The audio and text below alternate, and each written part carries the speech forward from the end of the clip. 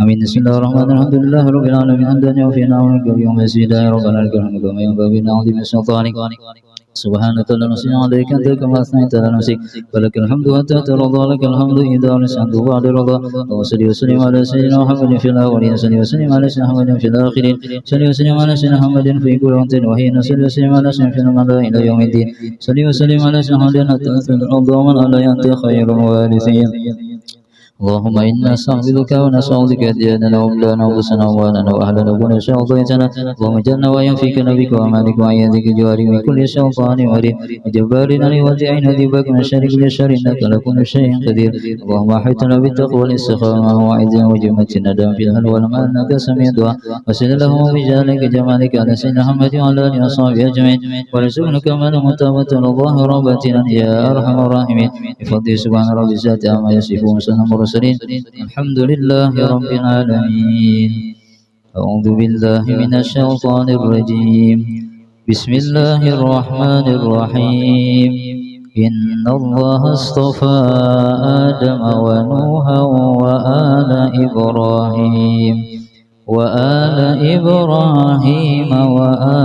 عمران على العالمين ذرية بعضها من بعض والله سميع عليم.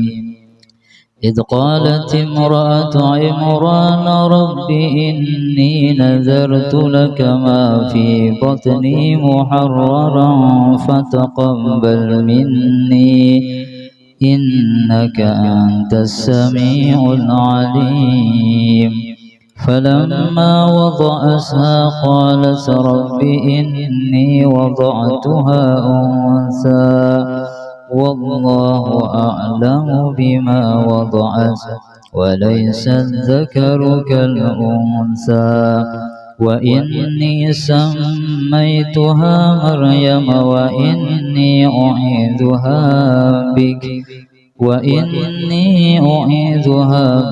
وذريتها من الشيطان الرجيم فتقبلها ربها بقبول حسن وأنبتها نباتا حسنا وكفلها زكريا كلما دخل عليها زكريا المحراب وجد عندها رزقا قال يا مريم أنى لك هذا قالت هو من عند الله إن الله يرزق من يشاء بغير حساب صدق الله العظيم.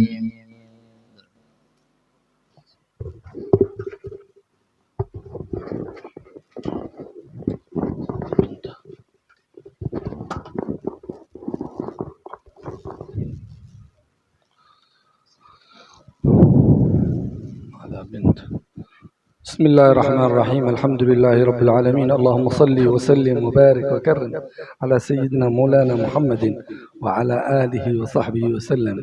يا غلام إني أسميك بما سماك به الله النسمة المباركة ناديرة إنيايا مزورة من أصبيان نور. نسأل الله سبحانه وتعالى أن ينبتها نباتا حسنا وأن يحفظها من أعين الإنس والجن وأن يبعد عنها كل شر وكل ضر وكل بؤس ويرزقها طول العمر يجعلها من الصالحات العالمات قرة عين لوالديها ولرسول الله صلى الله عليه وصحبه وسلم. بارك فينا وفيكم أولادنا وأولادكم الجميع بركة حسية ومعنوية ظاهرة وخفية على هذه النية لا حضرة النبي. الفاتحة. الحمد لله من الشيطان الرجيم. رب العالمين الرحمن الرحيم مالك يوم الدين إياك نعبد وإياك نستعين اهدنا الصراط المستقيم صراط الذين أنعمت عليهم غير المغضوب عليهم ولا الضالين آمين. صلاة الله سلام الله على طه رسول الله صلاة الله سلام الله على ياسين حبيب الله توسلنا بسم الله وبالهادي رسول الله وكل مجاهد لله بأهل البدر يا الله صلاة الله سلام الله على طه رسول الله صلاة الله سلام الله على ياسين Habibillah. Sebelum kita dengarkan ceramah Habib, kita baca kitab karangan Datuk Sidin yang bernama Majmu' Sofah. صفحة كم؟ خلاص انت اخذت العلامة الذي بالمنديل. نستمر قراءة. بسم الله الرحمن الرحيم الحمد لله رب العالمين وبه نستعين على أمور الدنيا والدين صلى الله وسلم على سيدنا محمد خاتم النبيين وعلى آله وصحبه أجمعين ولا حول ولا قوة إلا بالله العلي العظيم سبحانك لا علم لنا إلا ما علمتنا إنك أنت العليم الحكيم ربنا ظلمنا أنفسنا وإن لم تغفر لنا وترحمنا لنكونن من الخاسرين قال المصنف رحمه الله ونفعنا بعلومه في الدارين آمين إلى قوله رضي الله عنكم وقال رضي الله عنه ومن مجاري الفكر التفكر في آلاء الله وإنعامه عليك وكثرة منانه وآياته لديك قال سبحانه وتعالى وما بكم من نعمة فمن الله وقال تعالى فاذكروا آلاء الله لعلكم تفلحون وقال تعالى وإن تعدوا نعمة الله لا تحصوها وقال واذكروا نعمة الله وقال رسول الله صلى الله عليه وسلم اللهم صل وسلم عليه وعلى آله أحب الله لمن يبلوكم به من نعمه ومن مجاري الفكر التفكر في الثواب والعقاب قال سبحانه فمن يعمل مثقال ذرة خيرا يره ومن يعمل مثقال ذرة شرا يره وقال تعالى فاليوم لا تظلم نفس شيئا ولا تجزون إلا ما كنتم تعملون وقال تعالى وليس للإنسان إلا ما سعى وأن سعيه سوف يرى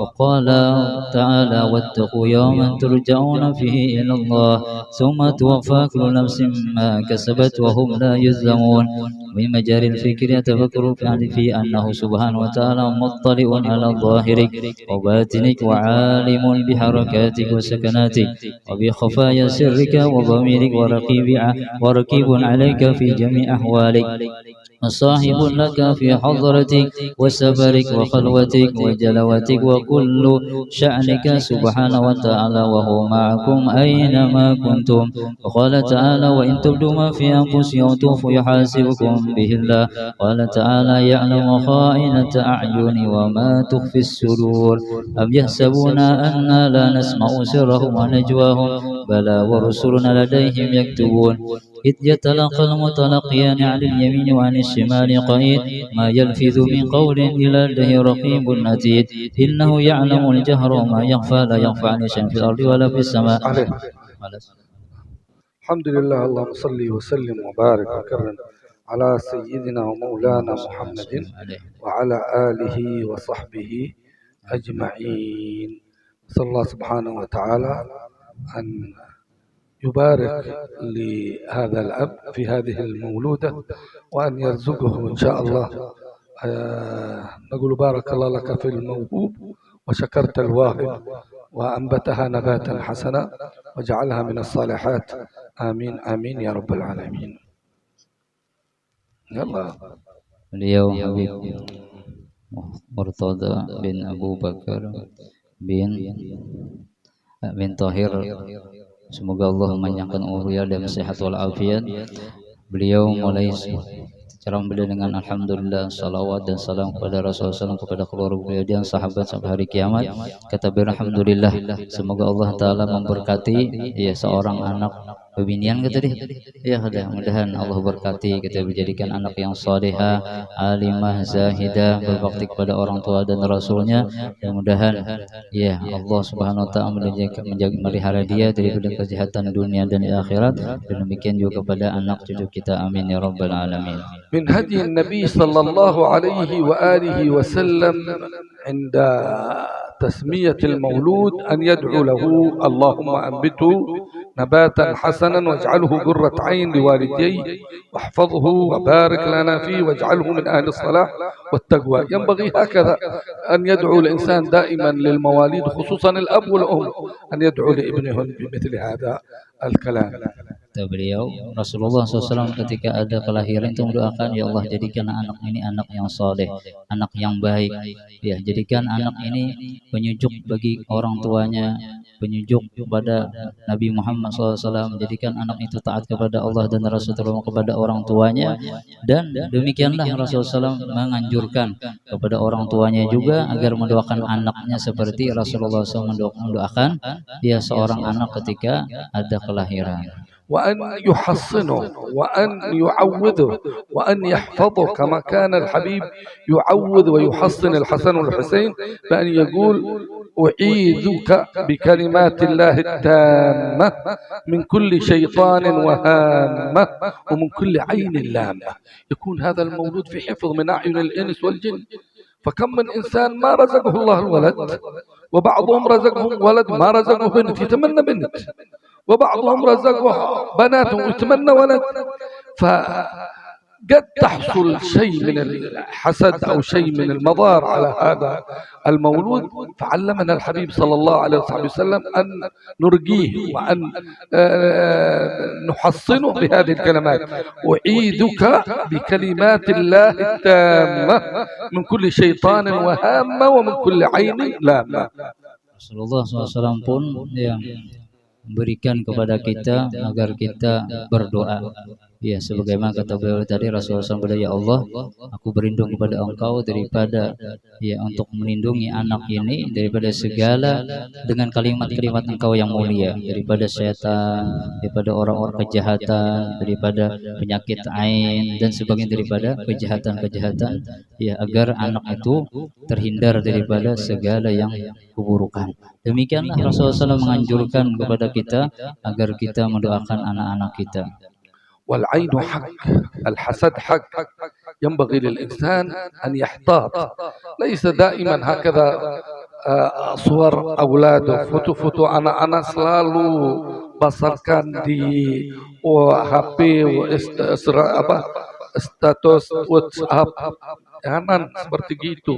Ada orang yang mata hasud, mata iri. Jangan seperti itu. Nabiullah Yusuf, Nabiullah Ya'qub Nabi, anak-anak semua Nabi.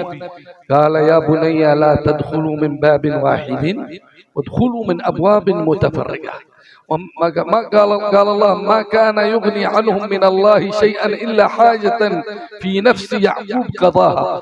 أوصاهم أبوهم وهو نبي أن يدخلوا ليس من باب واحد، لأنه إذا دخلوا من باب واحد يعني ملفتين للنظر، قد الناظر إليهم يتهيبهم، يستكثرهم، يحسدهم. قال لا، هذا من باب وهذا من باب هذا من باب حتى تتشتت النظرات، وهم أنبياء وهم أولاد نبي. وقال لهم لا تدخلوا من باب واحد وادخلوا من أبواب متفرقة. ليه ربي يقص علينا مثل هذه القصص؟ من أجل نحن نتعظ. ما زلت كل يوم صورة ولدك، صورة زوجتك، تزوج واحد مع واحدة جميلة ما شاء الله، كل يوم يعرضها وهو يعني يمسكها وهو يخرج معها، اخرج معها، ادخل معها، سوي، لكن لا تعرض صورك للناس، لأن هذه لك خاصة وليس لكل الناس. فكأنك تعرض نفسك وتعرض زوجتك. فكم من بيوت هدمت وحصل الطلاق وحصلت أمراض بسبب يعني إعراض أو عرض مثل هذه الصور على كل من هب ودب من الناس. Ini penting dan ini banyak kita tegawi. Di sini jangan sekali-kali usahakan berubah kita. Jangan memajang foto anak kita, bini kita di status, apalagi di muka rumah. Nah, di ruang tamu jangan. Itu foto khusus di rumah, untuk di kamar aja. Jangan dipajang di luar, apalagi di status sebarak mau tahu. Khawatir kita beli ada orang yang hasut, ada ketujuh. Orang ketujuh mah bungasnya bininya mudahan ya. Rumahnya sakinah mawaddah warahmah. Ada bapak yang khawatir bungasnya. Ini mudahan talaknya kawin apa. Nah, ini melihat anaknya bungas. Wah, ini siapa yang punya nih? Kita gawi. Wah, khawatirnya dikirim macam-macam, jangan. Ya, ada mata ain yang hasut, yang ada ketujuh dengan kita, itu ada semuanya orang yang ketujuh.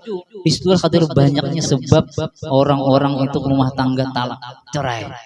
Ada orang yang hasutnya kenapa? Karena di rumahnya, di HP-nya pamer bininya, pamer anaknya, pamer foto-fotonya. Dan ini penting ketahuan.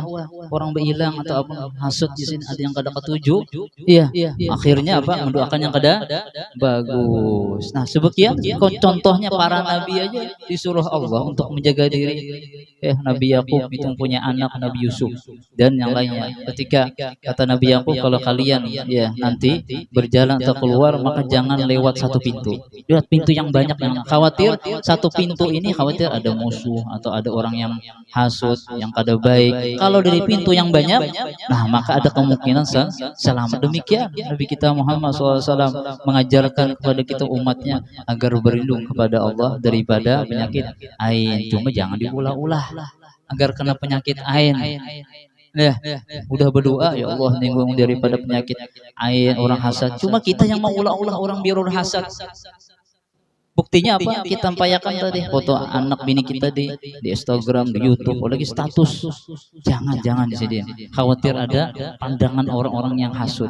Orang yang hasud. بل حصل كثير من الناس يعرض هذا الصور وبعدين يحصل طلاق. يعرض هذا الصور يحصل مرض. يعرض هذا الصور يحصل يعني مشاكل في البيت. كله بسبب هذا. Terkadang jadi ada yang mau langsung status disebarkan langsung talak, adanya perkelahian. Ada yang perkelahian langsung rumah tangga nih. Ada yang langsung kena penyakit. Ini jadi hati-hati, jangan tebarkannya bagus, salawat kah, istighfar kah, amaliyah kah, foto orang soleh kah. Nah itu jangan foto anak bini kita di status, jangan. Khawatir tadi terjadi macam orang yang hasut, akhirnya rumah tinggal kita kacau balau. Wa 'alal insan idza ra'a syai' yu'jibuh. Kalau kita melihat ada yang baik, ada yang senang, harus baca Masya Allah, Tabarakallah, La hawla wa la quwata illa billah. Walaula idh dakhalta jannataka qulta ma sya Allah la quwata illa billah.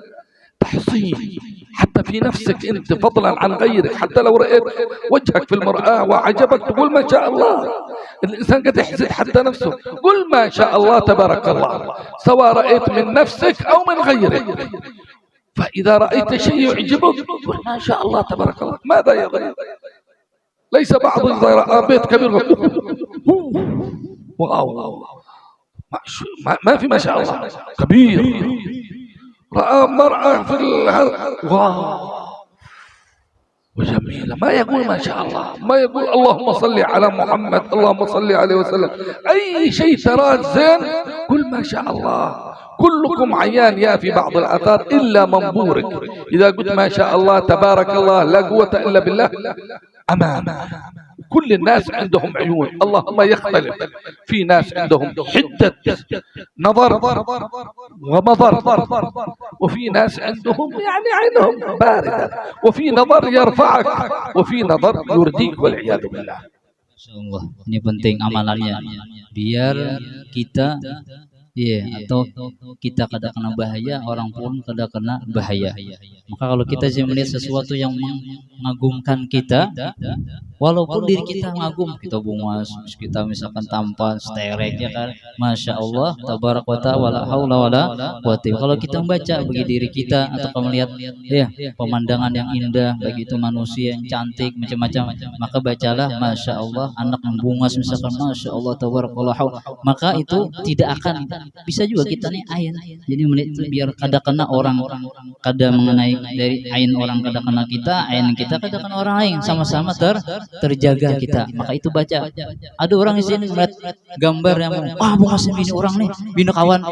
Udah hati itu kada orang. Secah salawat ka, ya, masya Allah. Ini kada. Wow. Jauh ini. Musibah ini. Orang masya Allah. Wala haula wala quwata illa billah. Nah ini untuk kita biar terhindar daripada ain tadi. Ini masya Allah Habib nih sigar nah. Tadi sini 2 kali bersuntik, Senin bersuntik, Rabu bersuntik, Garing sidin. Nah jadi ini mohon maaf kalau misalkan sidin misalkan ada apa jamuan apa kata kawa karena sidin keuyuhan, kelapahan. Masya Allah. Doakan dan sehat walafiat beliau. Masya Allah. وإذا حصل شيء من هذه الأمراض علمنا الحبيب صلوات ربي وسلامه عليه في رجاء أن نرجي أنفسنا، نرجي أولادنا، نرجي أهلنا من ذلك. بسم الله أرجيك والله يشفيك من كل داء يأتيك، ومن شر النفاثات في العقد، ومن شر حاسد إذا حسد. يعني السيرة النبوية والأحاديث والأذكار ملآنة بمثل هذه الرجاء النبوية. بسم الله أرجيك، تضع يدك على المولود أو تضع يدك على المريض أو حتى على نفسك. بسم الله أرجيك من كل داء يأتيك، ومن شر النفاثات في العقد، ومن شر حاسد إذا حسد. أعوذ بكلمات الله التامات التي لا يجاوزهن بر ولا فاجر، من شر ما خلق وبرأ وذرأ، من شر ما ينزل من السماء، ومن شر ما يعرج فيها، من شر ما ذرأ في الأرض، من شر ما يخرج منها، من شر من فتن الليل والنهار، من شر كل طارق إلا طارق يطرقه بخير يا رحمن. هكذا كثير من الأدعية قد ما تحفظونها الآن ارجعوا إليها في مضانها موجودة تحصن نفسك. ليس بالضرورة أن تذهب إلى حبيب أو تذهب إلى شيخ أو إلى عالم، وإن كان دعوة الحبيب ودعوة العالم والشيخ مطلوبة. يعني النبي صلى الله عليه وسلم يعني علمنا أن نطلب الدعاء ممن يتوسم فيهم قبول الدعاء، ولكن لا تكتفي بذلك. أنت أدعو لنفسك، أنت أرجي نفسك، أنت أرجي أولادك وأرجي زوجتك وأرجي أهلك. Jadi penting kata beliau, kita itu mengetahui bagaimana kita mau ru'yah diri kita. Banyak kan orang kan mau ru'yah, udah tuan guru, datangi Habib, ru'yah kan ulun. Ini kenapa pikiran banyak nah? Ini ada galau atau anak ulun ini tolong ru'yahkan ada pina apakah? Jangan di sini, ya kita harus belajar. Rasulullah SAW mengajarkan sedih panjang, ada hafal juga. Panjang ada di kitab Adhkar Nawawi, Isra Mi'raj itu ada doa Rasulullah SAW diajarkan oleh malaikat Jibril ya, ketika melihat iblis. Nah, itu diantaranya itu doa tadi. Nah, itu panjang, insyaallah kita catatkan, minta ijazahnya dari Habib. Nah, itu kita ru'yah diri kita. Bisa kita doakan anak kita, angkat kalau yang garing atau anak yang baru lahir di rumah, jangan hanya mengharap tuan guru di sini. Kita pun harus bisa merusak, mau hafal tadi minimal bisa membaca lah yang ru'yah doa Rasulullah diajarkan tadi. Ini kita baca rata atasnya ru'yah juga. Iya, jadi ya baca rata atas atau zikir-zikir untuk menjaga kita dan keluarga kita daripada segala kejahatan baik jin maupun manusia yang kada bagus yang hasad tadi dan segalanya. Wa minas sunan al-maulud alladhi 'allamnaha al-habib al-mahbub salawatu rabbi wa salamu alayhi wa hiya al-adhan fi udnihi al-yumna wa iqamatu as-salah fi udnihi al-yusra. هو في الأول ما يستهل ويخرج ينبغي أن لا يترك سمعه موسيقى ولا أغاني ولا لغو ولا رفث. لا تؤخر الآذان وإقامة الصلاة إلى بعد أسبوع، لا، أول ساعة يولد المولود حتى ولو كان في المستشفى rumah sakit فرضنا langsung kalau kelahiran itu anak-anak baca azan di telinga kanan. Allahu Akbar, Allahu Akbar. أي إنسان، أي واحد الموجود يؤذن في اليمنى ويقيم الصلاة في يدنه اليسرى. ليش؟ حتى يكون أول ما يسمع الأذان، وأول ما يسمع إقامة الصلاة، بعدين يأتي الكلام الثاني، وآخر ما يسمع الإنسان لما يلحد في قبره يعملون له هكذا عند ولادته وعند موته، أذان في الأذن اليمنى وإقامة صلاة في الأذن اليسرى، تحصين للمولود. فبعض الناس لا، يجوا الساعة ساعتين 3 أيام ويجيبوا موسيقى ويجيبوا لوغا ويجيبوا أغاني ويجيبوا الله قد سمع ساعات وكلمات وشيء الكثير، بعدين يأتون بالأذان. أول ساعة لابد تؤذن، أو حتى أول دقيقة تؤذن في إذنه اليمنى وتقيم الصلاة في إذنه اليسرى. Paham ya adalah ini petunjuk berarti Nabi Bah. Ini bahasa Arab. Oh, berarti paham semuanya nih. Paham kayaknya bahasa Arab. Masya Allah. Berusaha diterjemahkan. Bertahan kayak ini. Tujuh nih lapah ulun diterjemahkan. Iya, amin. Nah, di sini ini penting. Ya, baik di rumah kita ataupun di rumah sakit ketika ada kelahiran, maka ya itu pertama kali dengarkan telinga anak yang baru lahir itu adalah nama Allah dan Rasul, itu azan. Azan disunahkan ketika orang kelahiran, itu Rasulullah menganjurkan diazankan di telinga kanan dan telinga kiri. Jangan waktu 5 menit 10, pokoknya kelahir yang nyaman tuh kayak ini. Suster, dokter, maaflah, kini ulun bayar pian 50.000. Bapak suster lahir jangan bepandir pian, langsung ajanakan anak ulun, wakilakan pian. Nah itu mungkin di rumah sakit ya telawas dah ya kada. Nah di rumah sakit itu jarang ya, tapi mana orang yang anunya paham, yang kada paham teganai anak ini sehari 2 hari 3 hari. Jadi mungkin kita kada ada waktu pesan susternya walaupun dibayar, soalnya penting ini mun anak kita pertama kali masuk telinga itu dunia, apalagi musik, apalagi suara manusia, khawatir anak kita kada kau menjadi hamba Allah yang baik, kada kau menjadi umat terus yang baik. Maka ketika azan awal lahir saja didengarkan Allah dan Rasul, karena dalam kubur tanya Allah dan Rasul juga. Tapi kalau awal azan anak kita kada kenal kepada Allah dan Rasul, maka khawatir bagaimana di kubur kayaknya. Bagaimana hidup di dunia ini jadi hamba Allah yang baik, umatnya Rasul yang bisa mengibarkan hati Nabi Muhammad SAW. Awal ketika azan aja musik, dangdut, ya jangan tuh lah. Jadi perhatian ini. Oke, aku sudah lewat. Ya ulah pulang bahasa. Oh, pengalihnya. Ingatakan ini penting. Tawa sih dia. Ya amin. Kan mustahil ya kada. Allah Taala tuh kuasa aja. Mencangkal, tuguli, nah bismillah insyaallah. Nah, jadi ingatakan itu. Ketika awal kelahiran maka jangan lupa diazankan dari telinga kanan dan iqamatkan di telinga untuk anak itu terjaga. Nah, dijaga oleh Allah artinya dengan keberkatan nama asma Allah Subhanahu wa taala. ومن السنن أن يختار الأب أو الولي لهذا المولود الأسماء الحسنة. الله أمرنا ببر الوالدين وأمر ببر الأبناء، فمن بر الآباء بالأبناء أن يحسن الوالد أو الوالدة اختيار الاسم، يكون اسم جميل حسن. كان النبي يحب الأسماء التي فيها تفاؤل، مثل سلمان، مثل سالم، مثل محمد، مثل حسن، مثل حسين، ويكره الاسم يعني الذي فيه شيء من الشر مثل حرب، مثل نار. ينبغي أن نختار. هنا في بلد اندونيسيا ما شاء الله عندكم حسن ظن كبير، أي اسم في القرآن إن شاء الله حتى إبليس المهم أنه ورد في القرآن، جهنم لكن ما هو مورود في القرآن. لا ليس هكذا، موجود في القرآن مريم، موجود في القرآن محمد، موجود في القرآن إبراهيم، موجود في القرآن عيسى.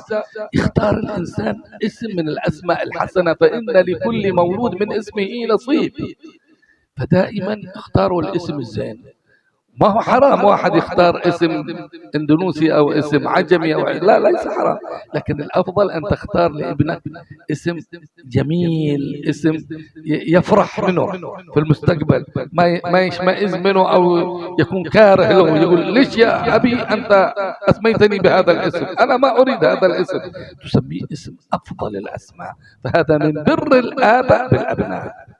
Nah, di antara sunnah Nabi Muhammad SAW bagi anak yang kelahiran itu adalah orang tua itu menamai anaknya dengan nama yang bagus. Ya, Ahmad kah, Muhammad kah, Abdul, pokoknya bagus. Nama bebinian Fatimah, Maryam. Cuma jadi masalah nih lah. Kenapa nama anu Ahmad Abdullah ketuaan aja. Namanya Abu Bakar ketuaan. Nama Pak Khadijah ketuaan. Nah, kada nak berkat kayak kita nih. Jangan yang lain-lain sih. Memang kada haram bang sih Din. هو يقول لك هدية هذه نحن نراها سدتها حتى يعني ستي غيرها بكرة تكون عجوزة. كل واحد في البداية خديجة كانت صغيرة ثم كانت كبيرة وهذه ستكون صغيرة ثم تكون كبيرة. Nah, itu jidin kalau saya pikirkan anaknya kan dengan Khadijah ke Tuhan. Memang Tuhan juga kan akhirnya. Iya kan? Allah tetap halus anak itu. Dengan nama ini kena Tuhan. Memang Tuhan juga kan akhirnya dengan Abu Bakar ketuhaan. Memang Tuhan juga anaknya. Akhirnya apa aja Sidin? Ada perasaan kayak itu. Namanya yang keren-keren loh ini. Makanya Sidin seorang itu kan di akhirnya dipanggil dengan namanya. Ya, ada orang yang menamakan anaknya itu ya, di Al-Quran siapa namanya? Jahanam. Innalillahi wa inna ilaihi raji'un. Kan Al-Quran ya bujur aja pada Al-Quran. Cuma ada namanya yang bagus. Siti Maryam perempuan, Nabi Yusuf, Nabi Musa, Nabi Ibrahim. Nah ini Yusuf namanya nih, jangan masih. Nah ini. Nah, ini ya kada. Nah, ini penting namanya, dan ini salah satu daripada bakti seorang tua itu kepada tanda bakti, artinya berbuat baik orang tua kepada anaknya. Biar anaknya itu menjadi anak yang bakti karena kepada orang tuanya. Kalau kita orang tua berbakti kepada anaknya, nah insya Allah karena anak kita pun akan berbakti kepada kepada orang tuanya, kepada anak-anaknya, karena anaknya bisa anaknya akan berbakti kepada anak kita tadi. Wa minas sunan an يعمل عقيقة عن المولود سواء كان ذكر أو كان أنثى. إذا كان ذكر شاتان يعني 2 كامبين. إذا كان أنثى أقل شيء 1. ممكن تعمل 10 إذا عندك استطاعة. ممكن تعمل 100 عشان ليس للرياء وليس للعجب وإنما للمنفعة الفقراء والمساكين والجيران وصلة الأرحام. لأن هذه الحقيقة ليست خاصة بالفقير ومسكين، لا، حتى بالغني تعطي منها، حتى أهلك يعني من أخوانك أخواتك خالاتك عماتك وهم أولى. فمن السنن النبي صلى الله عليه وسلم انه هكذا اقل القليل. اذا تقدر تسوي هذا، اذا تقدر تسوي اكثر منه لا باس وليس واجب، لكنه تحصين وحفظ للمولود. يكون في الاسبوع الاول، ما قدرت في الاسبوع الثاني، ما قدرت في الاسبوع الثالث، ما قدرت في الاسبوع، ولو حتى الى ما لا نهايه. ممكن الانسان اذا ما عق عنه ابيه في صغره ممكن يعق عن نفسه حتى في كباره، تاسيا بسنه النبي صلى الله عليه واله وصحبه وسلم. والاولى ان يوزع هذا اللحم مطبوخ، لا يوزعه لحم فقط ولا فلوس، لا، السنه انه يذبح ثم يطبخ، وأحسن أنه يطبخ بشيء حلو، أشياء الحلوة يعني. إما أنتم عندكم إيش هذا تسوونه فوقه بالسكر هكذا ولا حكم، الأفضل بالعسل، بكسمس، بشيء من حقكم إيش بيسمونه هذا، باتيس ولا إيش حكم هذا الذي تعملونه في قروتي حلو. نعم. المهم على ما شئتم أفضل، تفاؤلا بأن يكون هذا الولد أو هذه البنت المولودة حلوة، أخلاقها، صفاتها هكذا. Dari yang terakhir ya sudah azan tiba ya, nanti habis ini doa di antara banyak. Cuma kalau aku nabi sampai subuh nggak ada hafal boleh dulu habis pelapahan sih kasih benar ya, tapi masya Allah terakhir jadi artinya disunahkan lagi bagi orang tua kalau mampu, ada wajib ya sunnah aja itu mengakikahi anaknya. Nah kalau laki ya 2 kambing, kalau bina 1 kambing, anak lebih, anak 10 kambing, 20, 30, 100, jadi kan bapak mampu. Karena dibagi-bagi kepada fakir, fuqara, tapi keluarga lebih utama.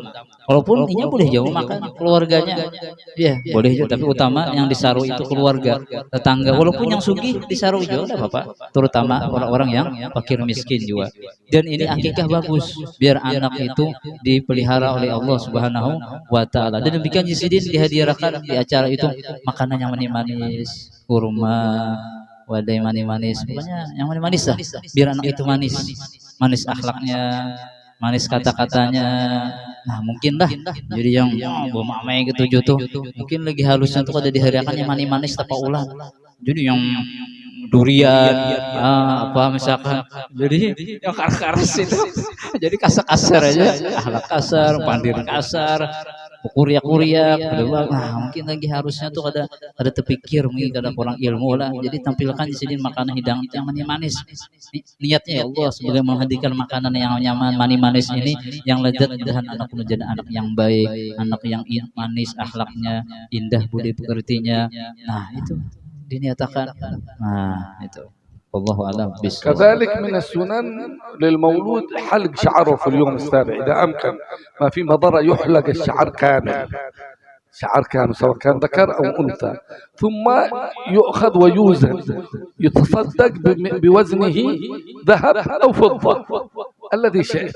الفضة بتكون أرخص والذهب أغلى شوي، لكن هو شعر يمكن كل هذا ما يأتي 2 جرام 3 جرام.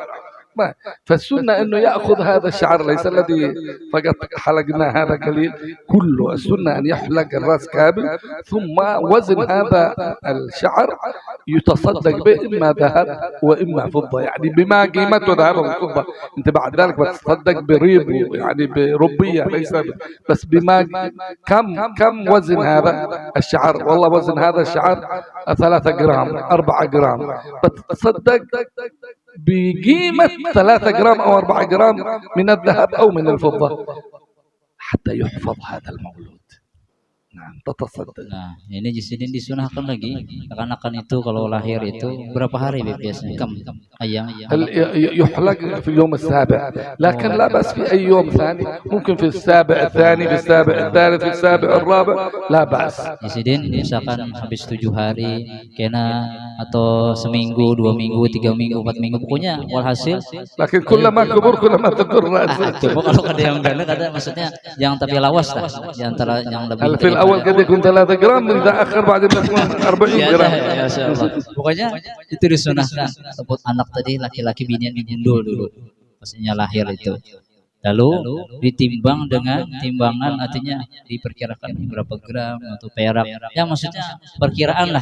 Ini kira-kira kalau ditimbang nih, timbang uang kita kan dihargai awal duit jadi masalah. Karena duitnya disedekahkan atau duitnya atau misalkan ditukarkan makanan bisa juga nih kira-kira nih ditimbang kepala anak rambut anak nih berapa gram mungkin sampai 1 gram. So ringan benar ya kalau bahasanya mungkin 300 400. Kita bagi duitnya atau dikurankan makanan, kita bagi niatakan besar sedekah agar ini anak kita dipelihara oleh Allah Subhanahu wa taala.